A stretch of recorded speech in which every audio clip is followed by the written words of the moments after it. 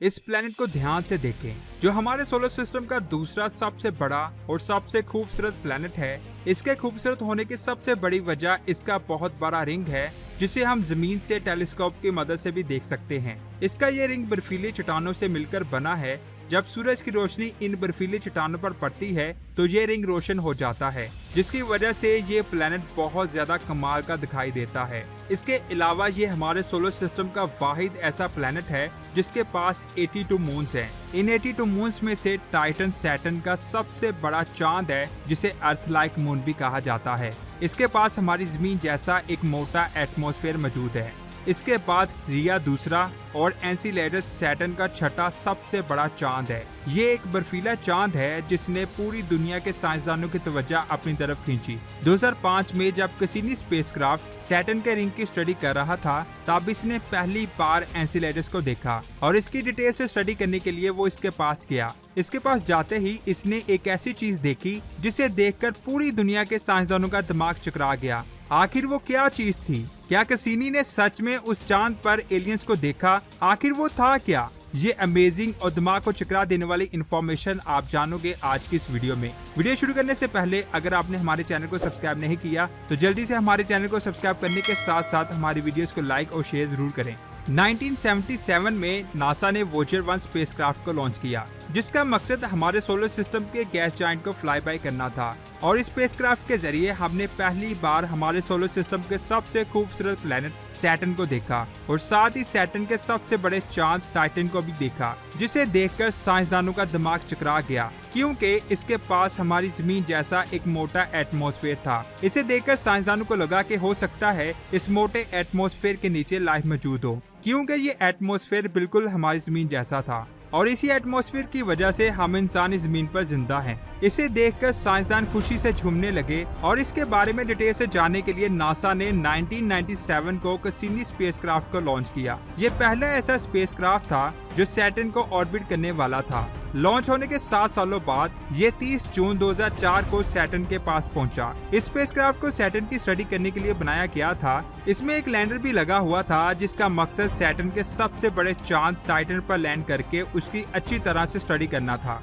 जब 2005 में Cassini spacecraft Saturn के रिंग की स्टडी कर रहा था, तब इसने पहली बार एनसीलेडस को देखा, जो सैटर्न का छठा सबसे बड़ा चांद है। ये हमारे सोलर सिस्टम का सबसे ज्यादा चमकीला चांद है, क्योंकि इसकी सतह बिल्कुल ताज़ा और साफ बर्फ से बनी हुई थी। ये बर्फ इसकी सतह को काफी रिफ्लेक्टिव बना देती है, यानी जब सूरज की रोशनी इस पर पड़ती है तो इसकी सतह रोशन हो जाती है, जिसकी वजह से ये हमारे सोलर सिस्टम का सबसे चमकीला चांद है। इसका डायमीटर 500 किलोमीटर है, यानी इसका साइज हमारे चांद के साइज से 15% कम है। साइज में छोटा होने के बावजूद ये बहुत चमकीला और ठंडा है। इस चांद को सबसे पहले 1789 में ढूंढा गया था। जिस वक्त वोयेजर 1 स्पेसक्राफ्ट ने सैटर्न को फ्लाई बाय किया था, उस वक्त इसने एनसीलेडस की भी तस्वीर खींची थी, लेकिन उस वक्त साइंसदानों ने इस पर इतना गौर नहीं किया। ये मून सैटर्न के ऐसे रिंग में मौजूद है जो बहुत बारीक पार्टिकल से बना है।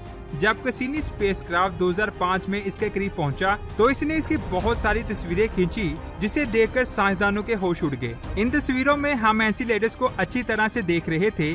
इन्हीं तस्वीरों में साइंसदानों ने एनसीलेडस के साउथ पोल की तरफ एक अजीब सी सफेद चमक देखी। पहले तो साइंसदानों ने सोचा कि तस्वीर में शायद कोई कमी है, जिसकी वजह से ये चमक दिखाई दे रही है, लेकिन गौर करने से पता चला कि ये कोई कमी नहीं, बल्कि कोई चीज इस चांद की सतह से बाहर निकल रही थी, जिसे आप इस तस्वीर में साफ साफ देख सकते हैं। इसके बाद इसे और भी अच्छी तरह से देखने के लिए कैसिनी को इसके ऑर्बिट में भेजा गया। जब कैसिनी इसके साउथ पोल के करीब गया तो हमने एक स्टार को देखा जो इस चांद से निकलने वाली इस चीज के पीछे से गुजर रहा था, जिसकी वजह से उस चांद की रोशनी कई बार डिम हुई। आखिर एनसीलेडस के अंदर से ये क्या चीज निकल रही थी, लेकिन जब कैसिनी एनसीलेडस के करीब गया तो पता चला कि ये गाइजर्स थे, यानी गर्म पानी के झरने। ये वैसे ही थे जैसे हम जमीन पर देखते हैं, लेकिन आखिर इस बर्फीले चांद जिसका टेम्परेचर -200 डिग्री है, वहाँ पर गर्म पानी के झरने कैसे हो सकते हैं? साइंसदान हैरान थे, आखिर ये कैसे हो सकता है, क्योंकि इस चांद का साइज इतना बड़ा नहीं है कि इसके पास इतना बड़ा और गर्म कोर हो जिससे ये झरने बने। और यहाँ सबसे ज्यादा हैरान करने वाली बात ये थी कि ये गाइजर सिर्फ और सिर्फ इस चांद के साउथ पोल से ही बाहर आ रहे थे, बाकी कहीं और से नहीं, जो सुनने में बहुत ज्यादा अजीब है। लेकिन यहाँ मैं आपको बता दूं, इस चांद की सरफेस छोटे छोटे क्रेटर्स और बर्फ के घरों से मिलकर बनी है और वहीं इसके साउथ पोल की तरफ गर्म पानी के झरनों की कतारें थी।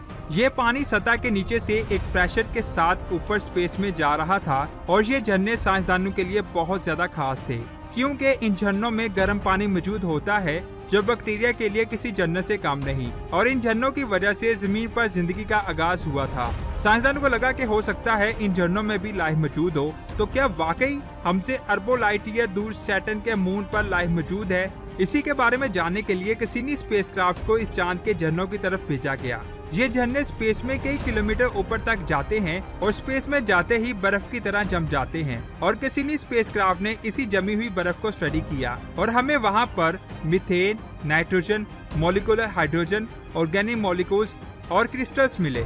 और ये झरने किसी जियोलॉजिकल एक्टिविटी की वजह से बनते हैं। शायद इसका गर्म कोर इसके सेंटर में नहीं बल्कि इस चांद के साउथ पोल के किनारे पर मौजूद है, जो बहुत ज्यादा अजीब बात है। हमने पहले ऐसा कभी नहीं देखा था और इस गर्म कोर की वजह से इस हिस्से की सतह के नीचे पानी का समुद्र हो सकता है, जिसकी वजह से ये झरने बनते हैं। और साइंसदानों ने यह भी अंदाजा लगाया कि इस लिक्विड ओशियन में माइक्रो ऑर्गेनिज्म भी हो सकते हैं, क्योंकि इन झरनों से मिलने वाले ऑर्गेनिक कंपाउंड हमें इस तरफ इशारा करते हैं।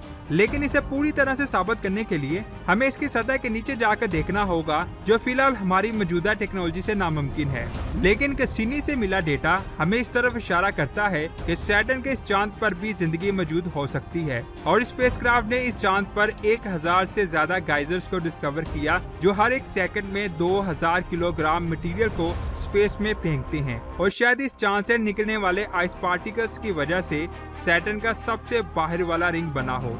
यानी कैसिनी के जरिए हमने ये भी पता लगा लिया कि सैटर्न का बाहर वाला रिंग कैसे बना, जो हमारे लिए एक बहुत बड़ी डिस्कवरी थी। इसकी स्टडी करने के बाद कैसिनी का अगला मिशन था सैटर्न के सबसे बड़े चांद टाइटन को स्टडी करना, जिसके पास हमारी जमीन जैसा एक मोटा एटमॉस्फेयर है। साइंसदानों को लगता है इसके मोटे एटमॉस्फेयर के नीचे लाइफ मौजूद है।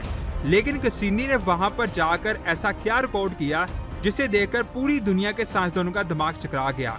ये अमेजिंग और दिमाग को चकरा देने वाली इंफॉर्मेशन आप जानोगे हमारी नेक्स्ट वीडियो में। अगर आप ये वीडियो देखना चाहते हैं तो नीचे कमेंट्स करें। जितने ज्यादा कमेंट्स होंगे मैं उतनी ही जल्दी इस पर एक अमेजिंग वीडियो लेकर हाजिर हो जाऊंगा। अगर वीडियो अच्छी लगी लाइक करें और ऐसी ही अमेजिंग वीडियो को देखने के लिए हमारे चैनल को सब्सक्राइब करने के साथ साथ बेल आइकन को प्रेस करें। अपना बहुत सारा ख्याल रखें। खुदा हाफिज़।